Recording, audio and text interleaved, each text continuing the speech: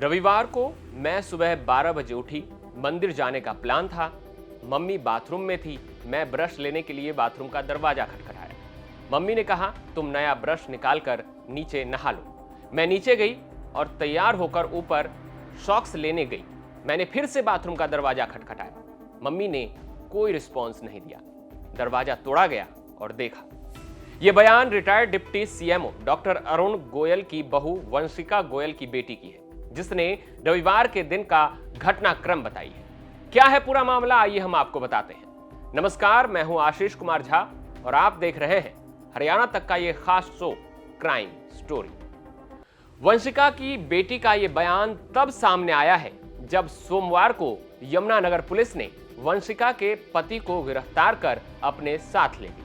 वंशिका की बेटी ने यह भी कहा है कि उसके पिता को उसके नाना और मामा ने पता नहीं कहां गायब कर दिया है। उन्हें जल्दी भेजा जाए। वीडियो में हम आगे बढ़े उससे पहले आप वंशिका की बेटी और बेटा का ये पूरा बयान सुनिए। अब पता नहीं, मैं सुबह 12 बजे उठी। हमारा मंदिर जाने का प्लान था। मैं ऊपर गई, मम्मा बाथरूम में थे, नहा रहे थे, कपड़े पहन रहे थे, पता नहीं क्या था। मैंने नॉक करा। मैंने कहा मेरे को ब्रश लेना, उन्होंने तैयार होना है। तो मम्मा ने कहा कि नया निकाल लो ब्रश, नीचे नहा लो। मैं नीचे नहा ली। फिर जब मैं ऊपर आई मेरी सॉक्स लेने, मैंने नॉक करा, आवाज़ें लगाई, मम्मा ने नहीं सुना। फिर सब भाग के ऊपर आए और बस वही फिर दरवाज़ा थोड़ा देखा। तो क्या लगता है आपको, ऐसा क्यों हुआ? मेरे को कुछ नहीं पता है, बस मेरे पापा को लाओ। मेरे जो मामू और नानू हैं, उन्होंने मेरे पापा को पता नहीं कहाँ है, हम अकेले हैं, वो नहीं दे रहे हैं पापा को, गलत एलिगेशंस लगा रहे हैं। नॉर्मली तो ठीक था, नॉर्मल कुछ तो कभी कभी तो लड़ाई हो ही जाती है हस्बैंड वाइफ में, सब कुछ नॉर्मल था। किसी भी वो इतना हमें नहीं बताते हैं बच्चों को। खाना कौन? हाँ जी। क्या नाम है आपका? आदित्य। उस दिन आप कहाँ पे थे जब मेरे को तो 1 बजे मेरे चाचू के फ्रेंड सीधा लेके आए। 3 बजे मैं यहाँ पहुँचा, तब मेरे को ये बात पता चली है।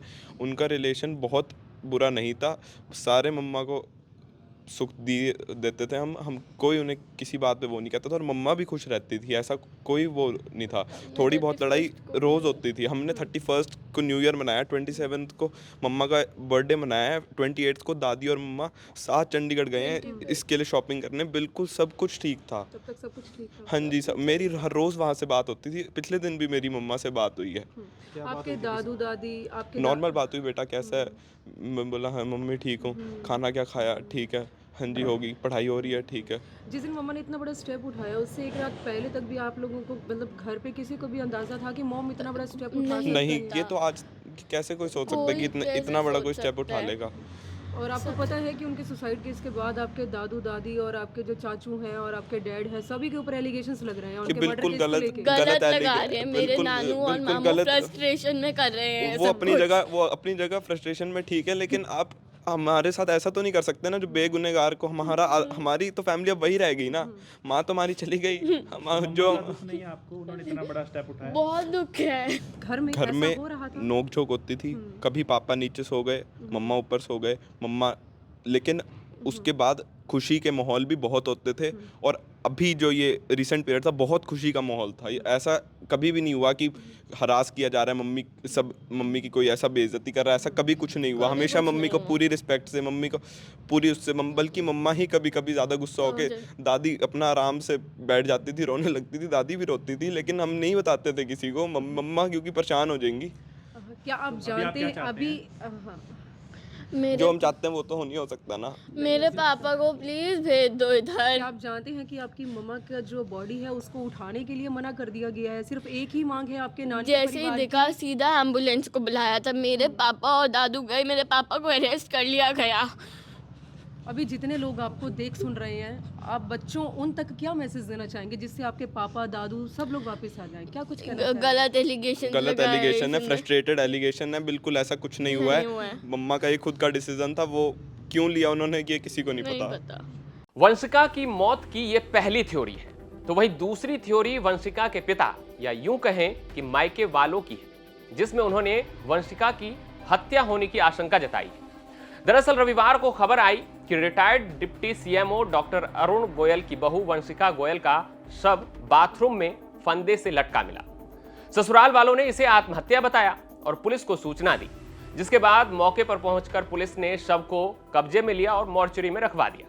इधर वंशिका के पति ने वंशिका के मायके में भी इसकी सूचना दी। मायके पक्ष के लोग जब करनाल से यमुनानगर पहुंचे और उन्होंने शव को देखा तो उन्होंने मौत संदिग्ध बताते हुए हत्या का आरोप लगाया।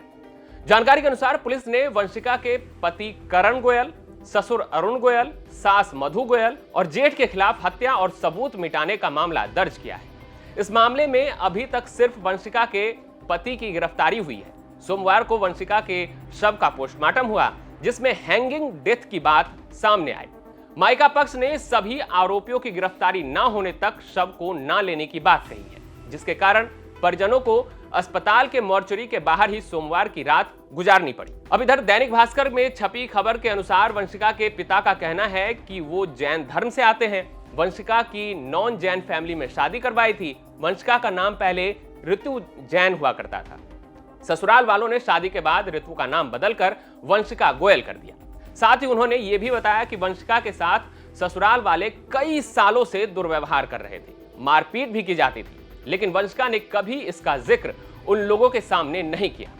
कई सालों तक प्रताड़ना झेलने के बाद आखिरकार वंशिका ने 3 साल पहले प्रताड़ना की पूरी बात अपने घर वालों को बताई।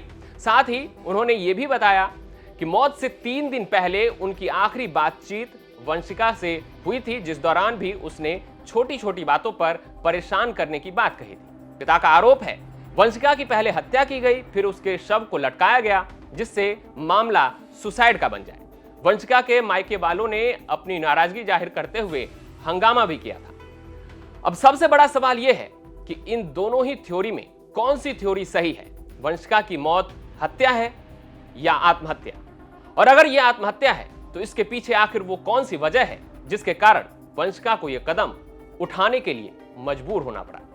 आप देख रहे थे क्राइम स्टोरी। क्राइम स्टोरी के अगले भाग में हम फिर किसी खबर के साथ लौटेंगे। तब तक हरियाणा से जुड़ी तमाम खबर देखते रहें हरियाणा।